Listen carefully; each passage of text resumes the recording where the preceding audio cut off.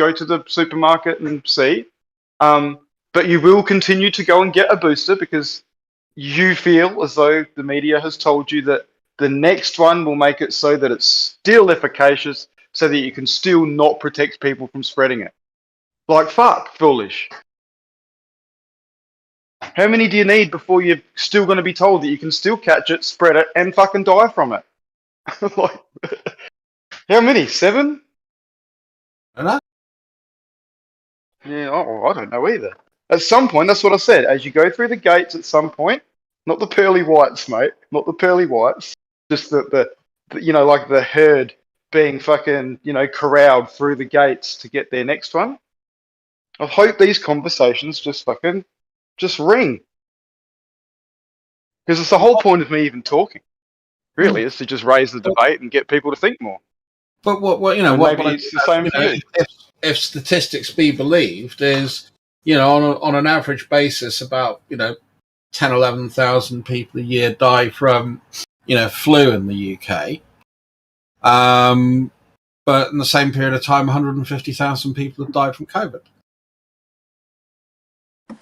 Well, I mean, it's up to you as to whether you want to acknowledge those and believe those stats. I mean, if that's what forms part of your decision making, then I can understand your decision. Okay, so let's say that we can't believe any of the statistics. So what are you basing your evidence on? Just life and logic. Like, I would like to ask you, when you get sick, or, you know, there's a virus and it invades your body, why is it that some people don't get sick and some people do? I'm honestly don't know. I'm not a doctor. All I know is I haven't had a 6 day off in 5 years. You know, I'm a pretty healthy person. I very rarely get ill. Yeah, there's lots of people who've had no sick days. They just go to work fucking sick, mate. You may not have been sick. That's neither here nor there. But sick days isn't really a good fucking correlation. Well, all I'm saying is, you know, for me, I don't get ill very often. You know, I've had the flu once in my life. I've had the shingles once when I was in my early 20s. About 24, 25. Yeah, it was horrible. That's about the worst thing that I've had. Let me guess, you had a chickenpox vaccine? No, I didn't actually. I had chickenpox. You did? Yeah. Oh, you had chickenpox, fair enough. Yeah, so I got fucking scars all over my arms. Nice. Yeah. Excellent. I scratched the bastards like a bad. You know, Didn't listen to your mum? No, I did not. She told me so afterwards too. So you know, those are about the worst things. I mean, generally, I don't get very ill. I've had vaccines as a kid, so I've had TB vaccine, polio, you know, all the normal sort of shit you get, measles, mumps. I've had vaccines like yellow fever, dengue fever a couple of times as well. And I've not really had any, but actually dengue I felt a bit shitty after. But none of the others have made me feel ill or even slightly remotely had an effect on me. You know, but I haven't got any of those diseases, which is kind of cool. Or if I have, I've been asymptomatic. Yeah, and then just come back from somewhere and spread them to someone else, potentially thinking that you couldn't because you were vaccinated. I've never thought that. Well, maybe when Not that I believe anything can be spread. So I'm just going with the model of germ theory here. Yeah, I know. I which is why I asked you if you're a proponent of terrain theory, because that's different. Well, yeah, very much so. Whole different. Yeah, but it's the same thing. You know, I mean, people like to bring up sort of ancient wisdom and knowledge, and you know, I mean, there's some great ancient wisdom and knowledge. And don't get me wrong, I'm a huge lover of that stuff. But there's also some complete bollocks, you know, which is why, you know, the mercury thing was. Mercury used to be huge in ancient Chinese medicine. You know, they actually thought it was one of the secrets to immortality. I mean, how much further from the fucking truth could you be? Yeah, and it could have just been a big fucking scam too back in the day that history is fucking, you know, not understanding very well. It might not. There might have been people who knew damn well to stay away from that shit, but like you guys are lining up for a fucking jibber jabberoo now, you know, you guys just don't seem to see the light. So back then there was a bunch of fucking people who fucking fell for the fucking, You know, the spiel from the local quack. Oh, come and line up, get your fucking mercury. It cures this, it cures that. And there were people lining up foolish back then, and you're laughing at them now, mate. Oh, the irony. Well, no, actually, it was only a very few rich people that could afford it, and one particular emperor in question. But I mean, yeah, but if vaccine had to be bought and it was $1,000 a piece, you would have fucking bought one by now. Don't lie. No, you thought it was important. I'm mean. Oh, shit! So you don't give a fuck about people. No, I just have a health service where I've paid for all that shit up front. But okay, but at least fair enough. So for me, I mean, the main thing is I can always make I could be wrong about this stuff. What about you? No, I know I'm not wrong. Like if I was wrong with regards to germ theory, right? Especially when it comes to viruses. Viruses would be isolated, right? Without question. There'd be no question around it. Just as they can isolate bacteria. There's no question about isolating viruses. We just use a different. I know that there's what they call. I know. I fucking know. There's what you call isolation. I know. But you want isolated as described under Koch's postulate, don't you? I want isolated as isolated is defined. I want the actual pathogen, the actual virus package to be sequenced, not a soup to be fished in and pull out a piece of a sequence and go, oh, look, this matches something out of a computer model that we've got from something else that we didn't fucking sequence properly years ago. Like the whole thing is just modeled in a computer. It needs to go a step further than that for me to actually think it's even fucking real foolish. That's me personally. You're allowed to think different as you do. But again, are you talking about isolated as per Koch's postulate? No, I'm talking about isolating as in anyone would talk about it. If you were going to isolate me, would you just take a little snippet of my DNA and put it in a puddle of other DNA from other shit and say, look, we've isolated Shannon as a human and he's a very unique human? No, you wouldn't do that. You would want to actually have me as an organism on my own intact so that you can sample my DNA. Otherwise, you've got to sequence a snippet of a fucking sequence. You don't know fucking where it's come from. But because it matches a little piece of a model you've got in a computer, that you believe you found something that's new, similar but new. Hence novel. Oh, novel. They couldn't just say new. They've got to use novel.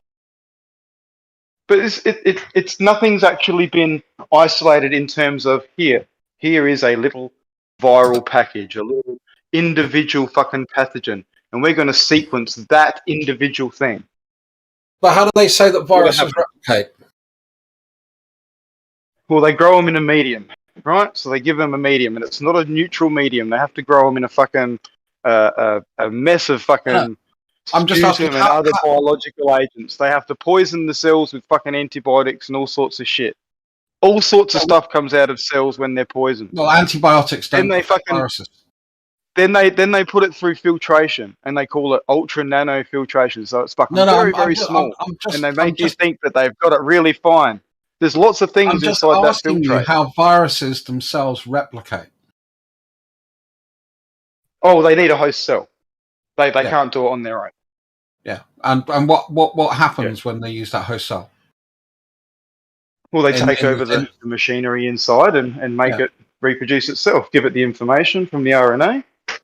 Deliver its little package, instructions, and off it goes. And then depending on the type of virus that it is, it either replicates enough times and the cell fucking bursts and ruptures and all they go out and do the same thing again, or they individually butt out one at a time from the cell, depending on the type of virus and the story that fucking goes along with it.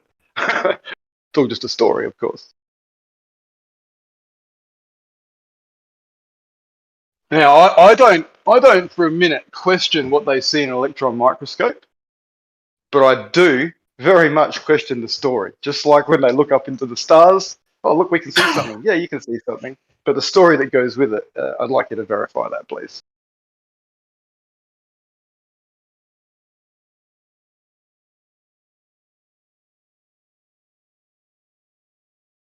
I wouldn't have the knowledge or the skill to verify it, to be fair.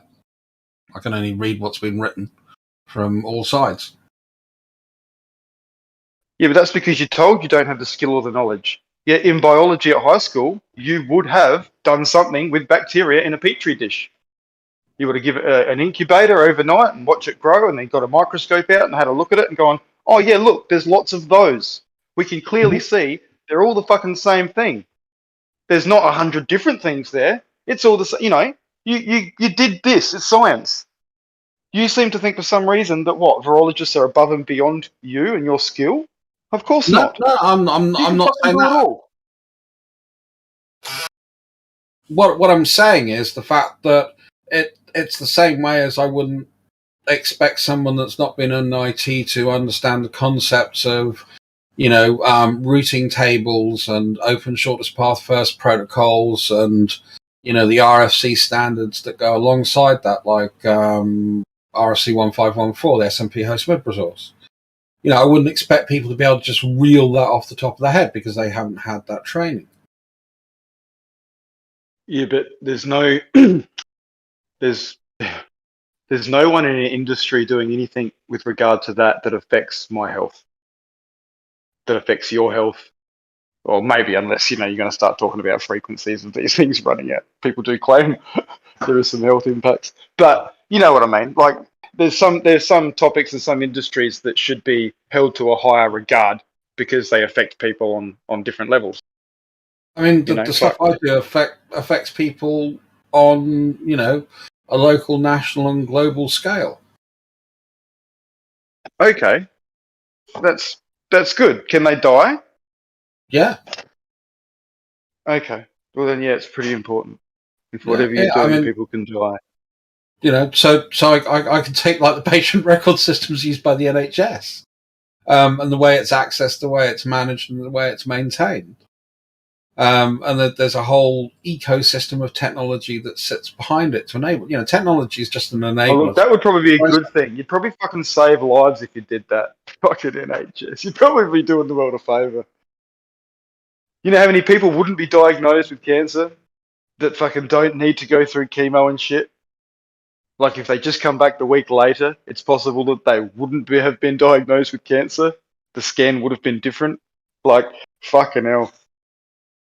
It's a scary thought when you think people go into a hospital and they have a scan because they've got a bit of a sore, and then there's a scan, they see a lump, and then the next day they've had surgery and shit's going, and then they're on chemo, all because they just got fucking scared by what the doctor said. Now, I don't doubt for a minute there are some cases where shit needs to come out because it's impacting fucking nerves or your brain or, a vital pathway in an artery or some shit. But other than that, and then to be on chemo to poison your body, all because you got scared into it, that's pretty fucking... Yeah, or my best mate who ignored it and ended up dying of lung cancer within 3 months of being diagnosed with it because it had spread to his lymph. Yeah, okay. Let me just fucking answer that, because when you say he ignored it, what do you mean? He ignored what? The recommendation by the doctor to have fucking treatment? No. He was coughing up blood and decided not to do anything about it. Okay, well that's fucking silly. So that's nothing to do with a cancer diagnosis. No, because he just thought it would go away and he'd be all right, and it didn't. Oh, your lungs are bleeding. Fucking yeah. Okay, well your friend was a bit short of a six-pack. A couple of stubbies short of a six-pack. Seems that way anyway. Don't mean to be rude. You're coughing up blood, you should go and see somebody. I agree. Who'd you go and see though? Well, it depends what I think I'm coughing up blood for.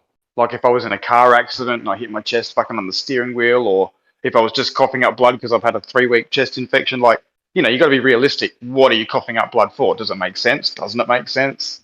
Should I be? Shouldn't I be? Who would you go What was I doing last night? Well, it depends, wouldn't it? That depends very much. Like again, if I'd just been in a car accident and I was coughing up blood, I'd go straight to the emergency for a scan. to see what was going on. Definitely.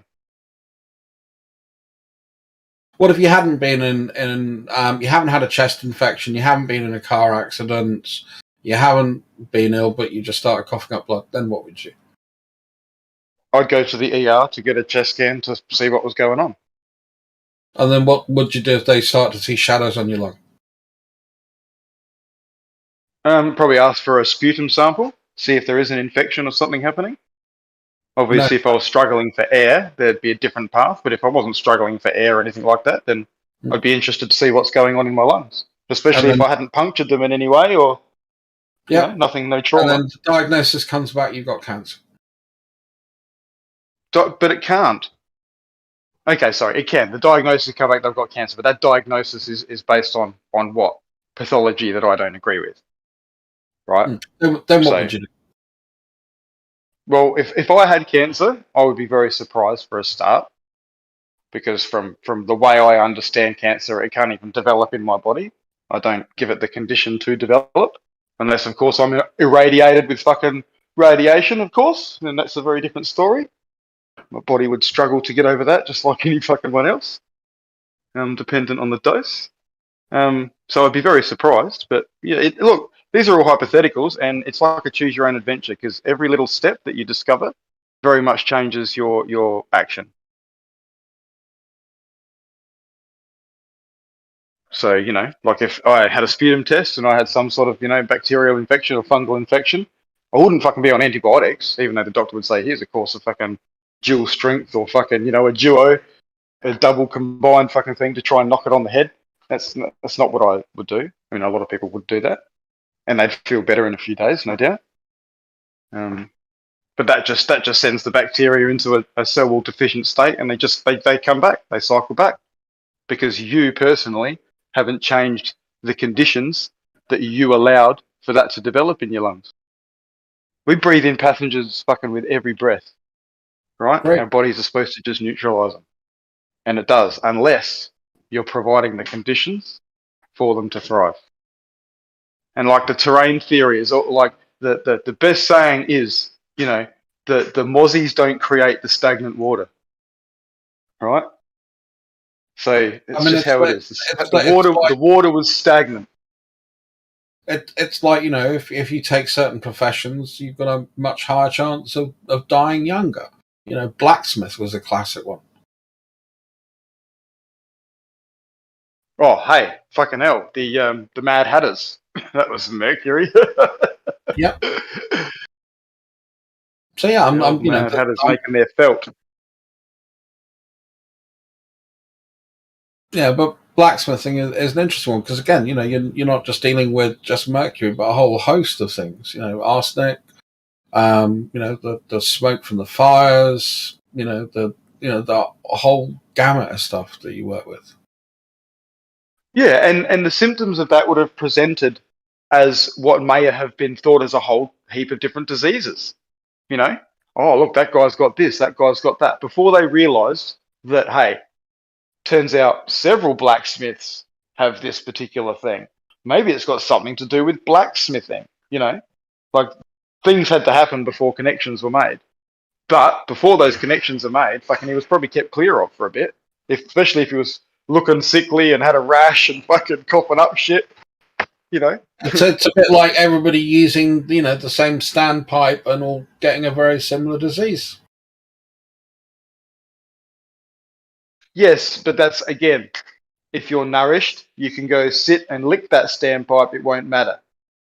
Right? So chances are all those people that suffered the sickness were equally malnourished in some way, deficient in something. Just like scurvy on the ships, right?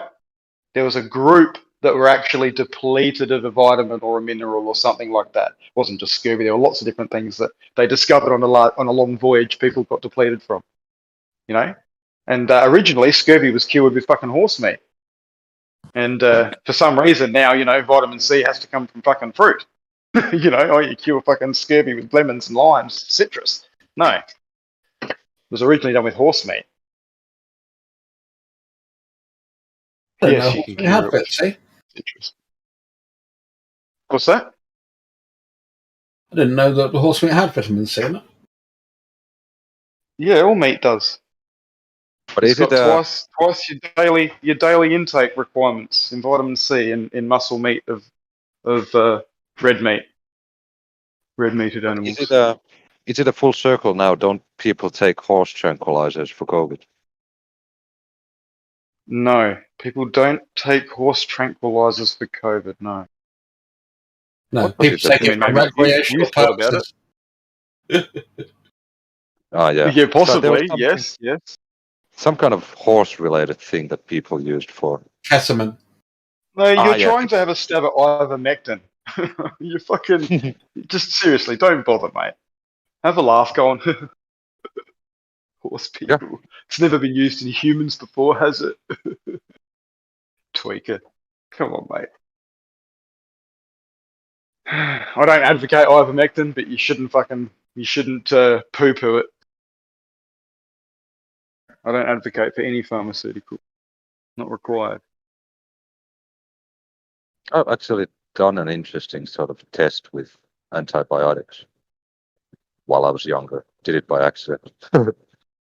Oh, that's awesome. I Lucky had you. I don't know if it's, don't know what the word for it is. It's not flu, but you have like a throat infection. It's angina in Finnish. I don't know what is it in English. Angina. Okay, well, that's not what it is in English. Yeah, I'm not Are you sure. talking like I- streptococcus or something like that? Strep throat? yeah, I think it's that. Yeah, strep throat. Yeah, Strep throat.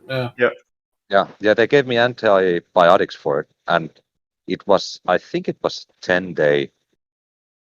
Like I should take them for 10 days, and I took them for 5 days, and then I stopped because I forgot taking them, and I got it was already sort of cured, but it got worse after I stopped it, and then I just continued the whole thing to the end, and it went away.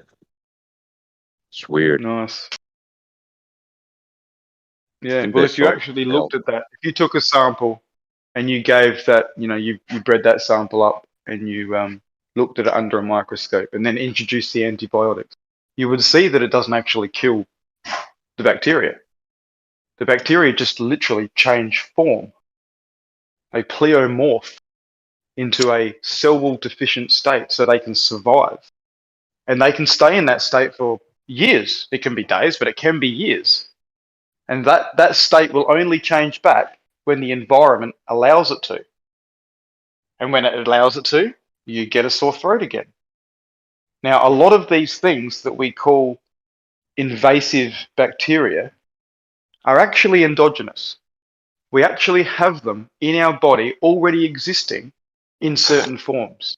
And it's only when the conditions encourage them to change that form that they then become pathogenic into these forms that grow out of control in the environment they're in and cause symptoms that we call disease. Right? So a lot of the things that we call disease are actually from within. Now there are stages of these pleomorphic growth forms that are very distinctive and only ever develop to that level when they actually think, like they completely think that you as an organism have died. Right?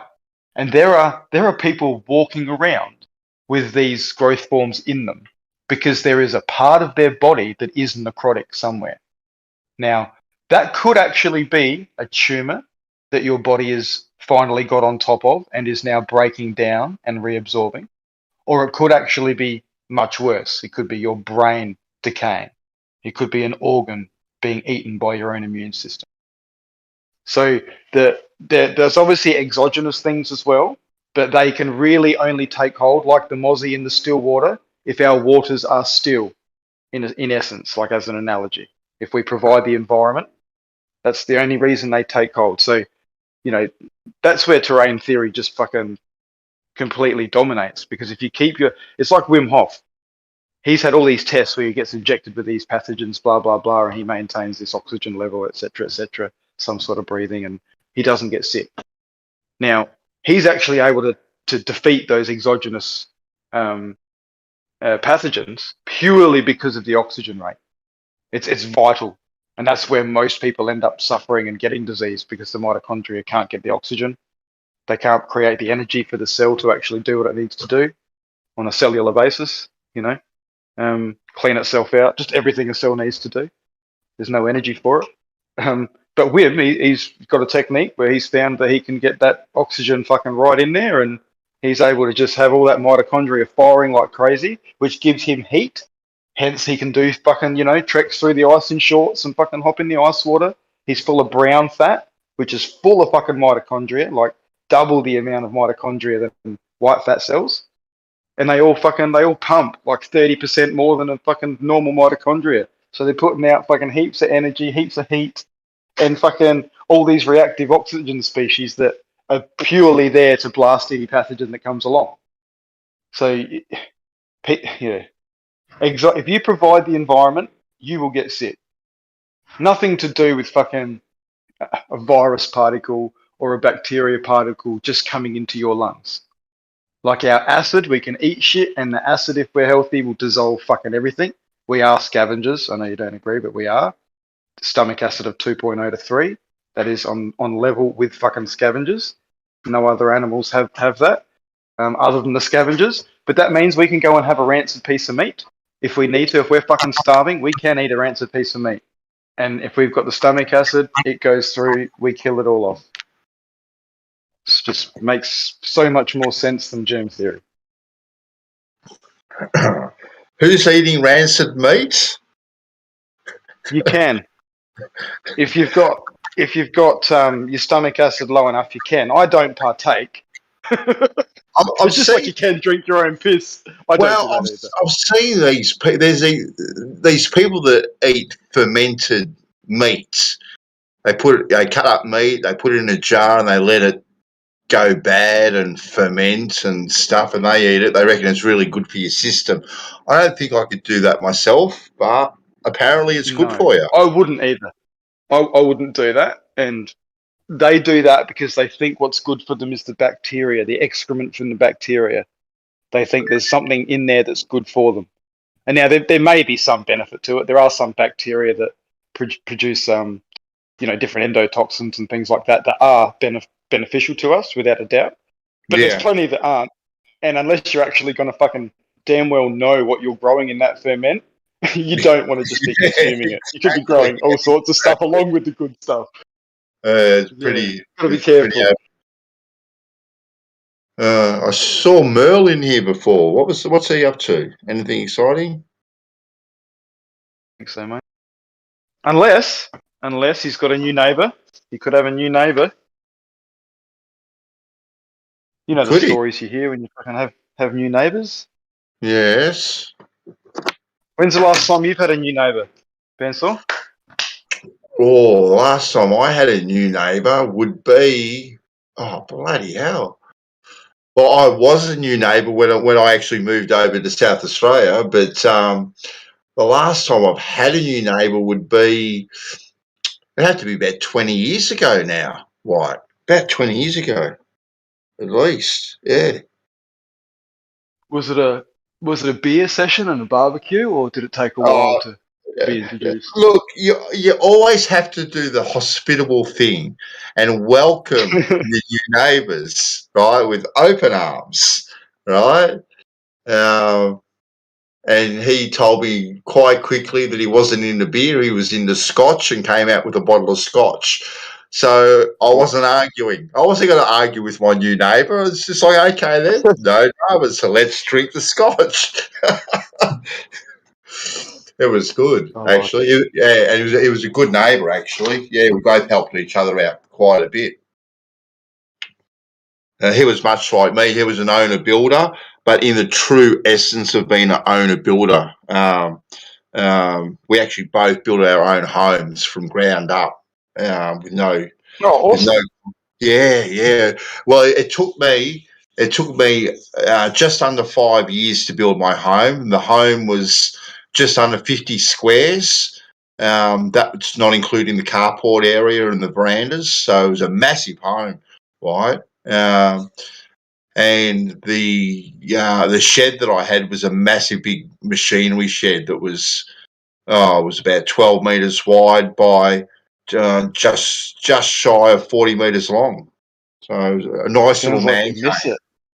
Oh, Yeah. look, you know what? Yeah, I do it. I don't. White, to be quite honest with you, like we had just under 3 acres, and it was a massive job with working and all that sort of stuff, having to maintain it. And even though it was good, with what we did there, because we were pretty much self-sufficient.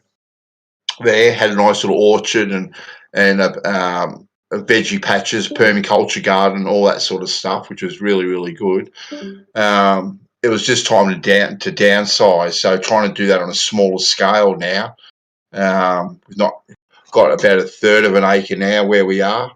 So yeah, just downsize so you can enjoy life a bit more. Right? You know what I mean? Yeah, no, a lot of people do it, mate. You've downsized to the best part of the world. I'll say that again, without a Oh, doubt. mate, like a day doesn't go by where you don't think you're in heaven. To be quite honest with you. And I'm lucky. Like I said, I'm semi-retired. My partner, she still works, but she works from home, which is really Yep. good. So I'm pretty much a man of leisure, to be quite honest with you, with your wife. So I don't really mind that too much. But but having said that, it took 35 odd years of fucking hard work to get where we are. It was a lot of hard work. Yeah, that's usually how it happens, mate. Very few people get shit just to fall in their lap. And it Oh, usually just falls straight out when people fucking get that anyway. yeah, exactly. Exactly right. Exactly right. But we've set ourselves up pretty well where we are. Don't have to worry about mortgages or anything like that. So, we just plod along pretty much doing what we want to do. And my wife has got a really cushy job with what she does. So she's pretty much a woman of leisure, even though she works. She pretty much That's does. awesome. She pretty much does what she wants when she wants. It's like I'll see her out in the garden. It's like, hey, aren't you supposed to be at work? Oh yeah, it's my break. Okay, then you've been in the garden for an hour and a half now, and it's your break. Okay. But yeah. Sounds like a good job. Oh well, when she gets through it, it's work smarter, not harder, right? As you know, so if she can pump out a day's work in 3 or 4 hours, she's gonna do that, and then have the rest of the time to herself. And as long as her computer is logged in, they kind of just think that she's sitting there in front of the computer, which is pretty good. And not that COVID is a good thing, but when it comes to her job, it is a good thing because that's why she's not in the office. And now Yeah. and Yeah, there's silver linings. yes, and there's no intention to change it at all. So that's good. Yeah, they're probably saving money themselves somehow, not having to have an office or potentially things like that. Well, exactly right, exactly right. So you haven't got the office, you haven't got the staff that maintain the Yeah. office, you haven't got your power bills, you haven't got your internet bills and all these other bills that are associated with having an office. They've palmed all that responsibility off now to the employees, which is good because come tax time, you can claim a room, you can claim part of your utilities back on tax. She makes sure that she keeps receipts with certain things and whatnot, so she gets a pretty good tax return as well. Before another.